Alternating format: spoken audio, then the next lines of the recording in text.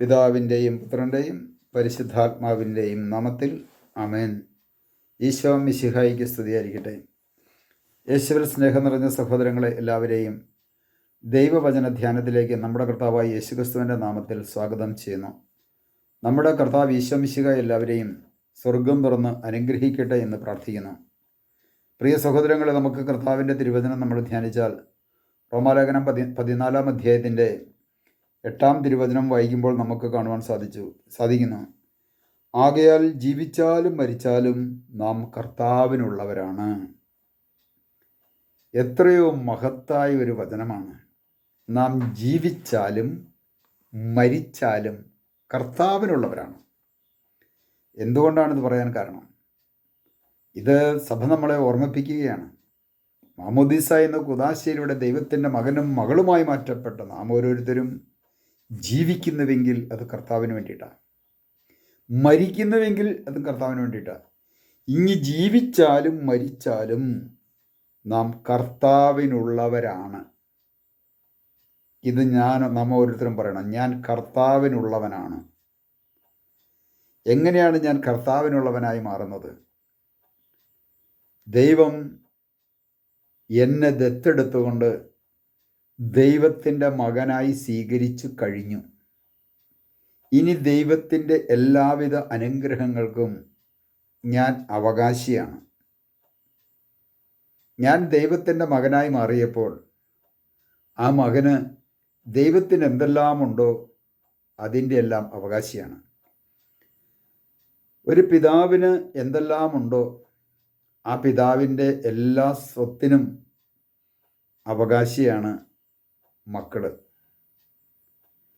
പിതാവിന് എന്തെല്ലാം നന്മയുണ്ടോ ആ നന്മയ്ക്കും അവകാശിയാണ്.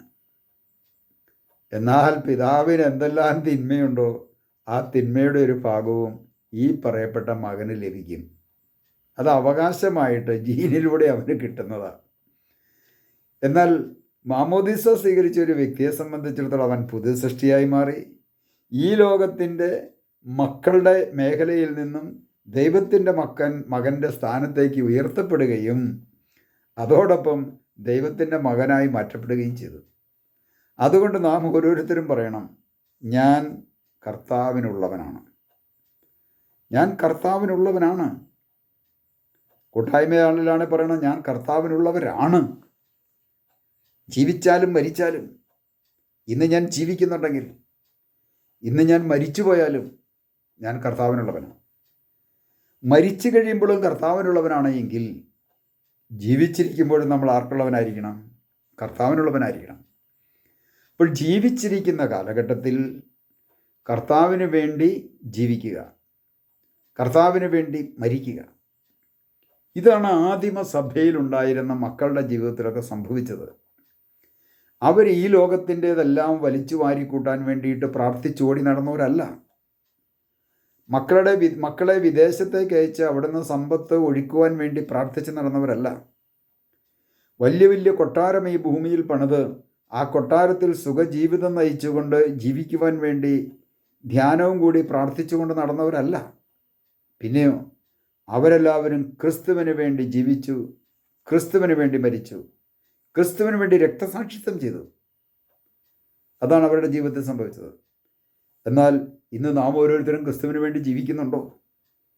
ഈ ഭൂമിയിലായിരിക്കുന്ന നാം ഓരോരുത്തരും ദൈവത്തിന് മുമ്പിൽ ആത്മപരിശോധന ചെയ്യണമേ.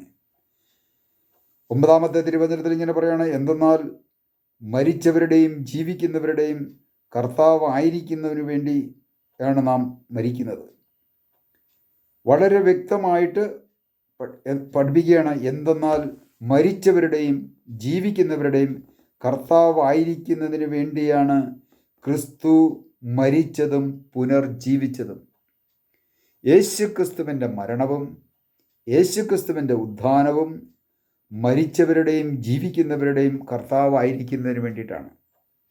ഈ ഭൂമിയിൽ ഏതെല്ലാം വ്യക്തികൾ മരിച്ചിട്ടുണ്ടോ, ഈ ഭൂമിയിൽ ഏതെല്ലാം വ്യക്തികൾ ജീവിച്ചിരിപ്പുണ്ടോ, അവരുടെ എല്ലാവരുടെയും കർത്താവ് യേശുവാണ്.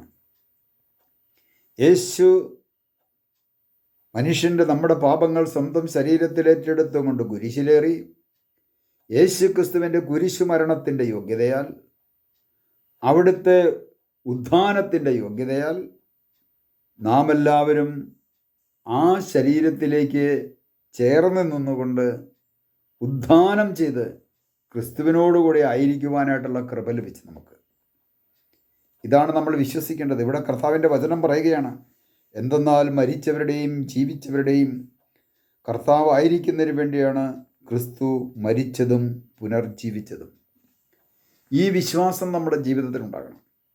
യേശു ക്രിസ്തു മരിച്ചത് എനിക്ക് വേണ്ടിയിട്ടാണ്. എന്നെ പാപത്തിൻ്റെ അടിമത്തത്തിൽ നിന്ന് മോചിപ്പിക്കുന്നതിന് വേണ്ടിയിട്ടാണ്. പിശാചിൻ്റെ അടിമത്തത്തിലായിരുന്നു ഞാൻ. പിശാചിൻ്റെ സാത്താൻ്റെ അടിമത്തത്തിലായിരുന്ന എന്നെ അവിടുന്ന് മോചിപ്പിച്ചു.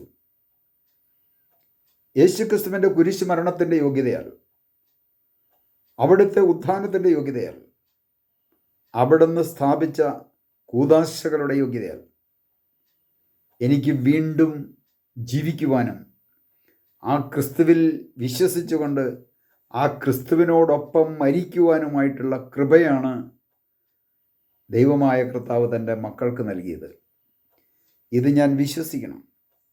അപ്പോൾ അങ്ങനെയെങ്കിൽ ഞാൻ ആർക്കു വേണ്ടി ജീവിക്കണം? ഞാൻ ക്രിസ്തുവിന് വേണ്ടി ജീവിക്കണം. ഞാൻ മരിക്കുന്നുവെങ്കിൽ അത് ക്രിസ്തുവിന് വേണ്ടി മരിക്കണം. ജീവിച്ചാലും മരിച്ചാലും ഞാൻ ക്രിസ്തുവിനുള്ളവനാണ്. ഞാൻ ഏതവസ്ഥയിലായിരിക്കുന്നുവോ ആ അവസ്ഥയിലും ഞാൻ ക്രിസ്തുവിനുള്ളവരാണ്. കാരണം ഞാൻ ദൈവത്തിൻ്റെ മകനാണ്. എനിക്ക് വേണ്ടിയിട്ടാണ് ഈശോ മരിച്ചത്. എനിക്ക് വേണ്ടിയിട്ടാണ് ഈശോ ഉദ്ധാനം ചെയ്തത്. എനിക്ക് വേണ്ടിയിട്ടാണ് ഈശോ തിരുസഭ സ്ഥാപിച്ചത്.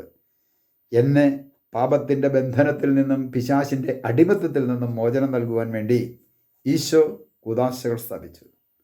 അങ്ങനെ കർത്താവ് നമ്മുടെ ജീവിതത്തിലേക്ക് അനുഗ്രഹമായി മാറ്റപ്പെട്ടു. നമുക്കൊരു നിമിഷം ഈശോയോട് പ്രാർത്ഥിക്കാം. കർത്താവായ ഈശോയെ, അവിടുത്തെ തിരുവചനത്തെ ഞങ്ങൾ ഓർക്കുന്നു.